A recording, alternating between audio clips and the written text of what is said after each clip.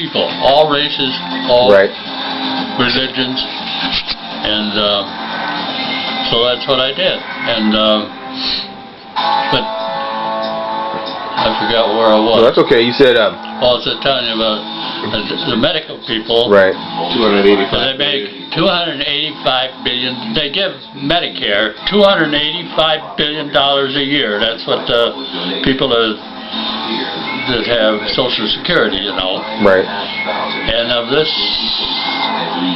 285, 180 billion of that is for cancer.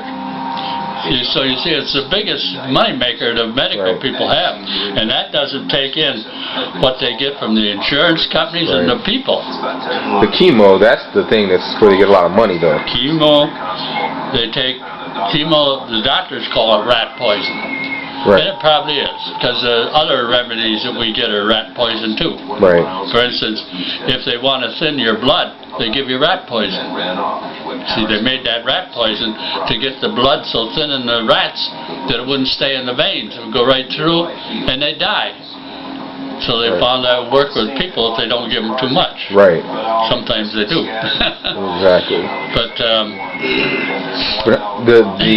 when you first used the dandelion root, what did you do? You say you beat it with a hammer? You dried it up, or? Yeah, I didn't know. You know, and I believe it was the Lord that told me. Who else could? Right. And when He tells you to do something, you do it. And so, as soon as it was light outside, I got up and I knew there was always dandelions in the strawberry patch. Right. So I went out and dug some roots. I only had a little plate full, you know. And I had the incubator going. I raised chickens, show chickens for years. And so I just put it in, dried it in the incubator. Took about 5 days, and as soon as it was dry enough, I took an old iron frying pan, and I held my hand over it, you know, and I hit it. You don't hit it hard, otherwise it flies all over. Right. And I kept tapping it down until I got it down fine enough so I could take it. And it took me, well, after I got going, I could do enough in about 20 minutes to last me a week. Okay. So that was about 3.5 teaspoons. And then I started giving it to people when I put that ad in, and got so I couldn't hardly keep up with it, you know. What made you want to put it in the paper, the ad in the paper? I wanted to help people. I figured I should. Right. And how would I get it out? Who's going to an old farmer for when you're dying? Right. You go to the doctor. And I wanted to let them know there was another way. And I'd given it to a fellow in Freeport. And he had cancer in both lungs. He was bedridden pretty much.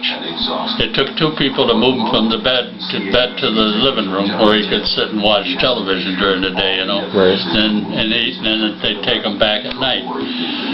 And he was my first customer. 3 weeks, just like me. The pain went, and in 3 weeks he was able to get up by himself. In 6 weeks, he raised a lot of cage birds. He was taking care of his cage birds, and he also repaired electric motors. And he was repairing electric motors. And he even started driving his car again. And he stopped into his doctor's office one day, and the doctor couldn't believe it. He said, "I thought you were dead." He said, "You should have been." You know? What type of cancer did he have? He had lung cancer. Lung cancer. Both lungs. Wow. And the doctor took him to the hospital, and they gave him tests, and they couldn't find any cancer in him. Now, you state briefly again how your situation started. You say that you had prostate and colon cancer. And how long had they given you to live? They didn't, because I never went back. They just told you had I knew I had the prostate cancer, and I knew I had colon cancer because my discharge was a maroon color. Right. And it wasn't hardly as big around as a lead pencil. Right. So the colon was all filled up pretty much. Right. And I had a friend that died of that a short time before. She had colon cancer, and they operated, brought it out in his stomach, and then it went to his lungs, and they operated on the lungs, and the next thing, he had so much pain in his right arm he couldn't move, and it had gone there, I guess. Right. And so he had to finally go to a nursing home because he was a bachelor and he couldn't do anything. And second or third day he was in the nursing home, he asked the nurse to get his shaving stuff. He wanted to shave, and she turned around and got his shaving stuff, and when she turned around again, he was dead. It had gone to his brain. When you die from cancer in the brain, when it hits the brain, you know, a part that's really necessary, it's just like turning a light switch off. Right, I mean, boom, you're dead. My brother-in-law died from it. He had a tavern. He was walking across the tavern with drinks for somebody who fell down dead. He was dead before he hit the floor. So you decided that you didn't want to go through the surgery that they said. Well, that was before I knew anything about it, but I knew what the surgery was. And that was most of the time it just spread it. Right. As soon as they open you up, once the oxygen hits it, because that's what happened to my mother. Yeah. Well, what happens? I'll start at the beginning. All red-blooded animals have cancer cells. You can't live without cancer. Cancer eats the dead cells in your body, because when you move your finger that much, you break down cells and they die. But they keep, your cells keep dividing. Right. To replicate. And and your immune system controls the cancer cells. So as long as your your immune system is working good, and when your immune system is working good, your body is what they call alkali. Correct. And when it's not working good, it's acidic. Acidic, yeah. Right. And when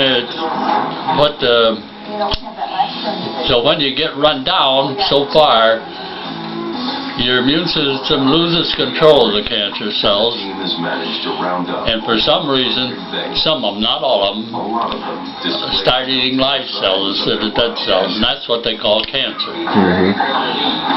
So what this powder does, it builds up your immune system better than anything the medical world has.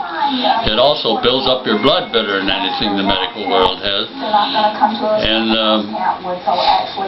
it cleanses the liver. Now I was looking at an article on the internet where it said that same thing. That it cleanses your liver. The medical world really doesn't have anything that cleanses the liver. They have nothing for the liver except a knife. Yeah. They can cut out a piece. But anyway, this I keep forgetting what. Well, that's okay. Now, when you say this, the voice came to you. What did it sound like? Just like your voice? The man it was just a smooth, rolling voice. Very kind, but so firm. You could no more go against it. You could fly to the moon with elephants. Right. So from that, I learned why animals become extinct. When the Lord doesn't want them on earth anymore, like the saber-toothed tiger, where did they find them? They found the dead ones in tar pits in Europe. Why did they go into tar pits and die? Every 10 years, the llama, that's a little animal up around the Arctic Circle, the Arctic fox and snowy owls live on them. But they multiply so fast, there's too many, so every 10 years, millions of them go to the ocean and drown themselves. Yep, I've heard of this. Yeah. Something more powerful than we even think of. Probably. Drives them there. Correct. And another thing that happened right after I was a small boy, all the passenger pigeons in the country disappeared. There used to be billions of them. My grandfather said that some days when they were migrating, they wouldn't even see the sun. But they ate so much that there was no food for the whites if they, you know, right. or the people, his people.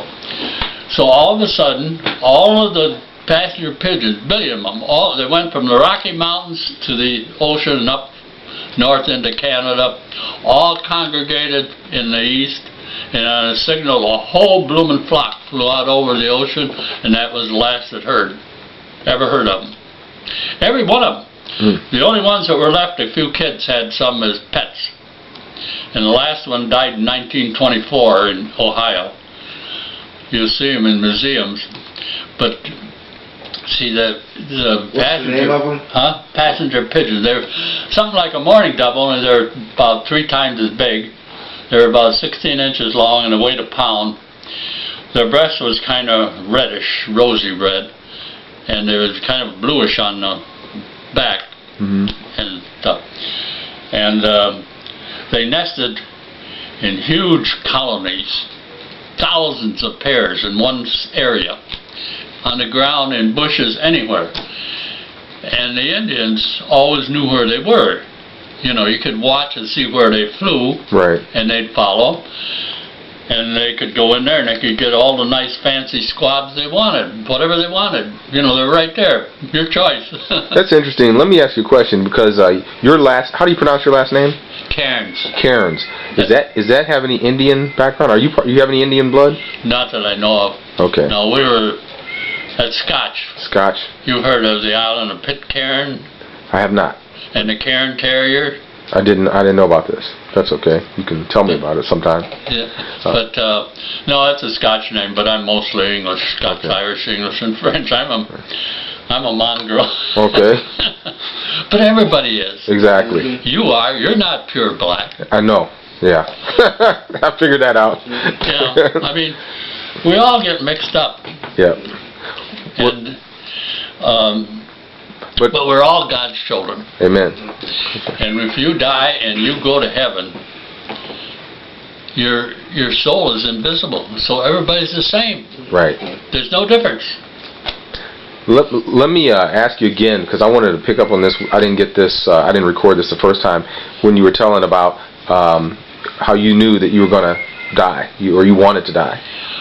Well, I was in so much pain. I mean, well, I couldn't go either way. Right. And it builds up in you. And I found out later that if I'd have gone much longer, you see, when you can't urinate, the bladder gets full, and it backs up into your kidneys, right. And destroys your kidneys. Right. Eyes turn different color. Yeah, so that's. And so then this voice came to you. I was pretty near to that point. When I got done operating, they said that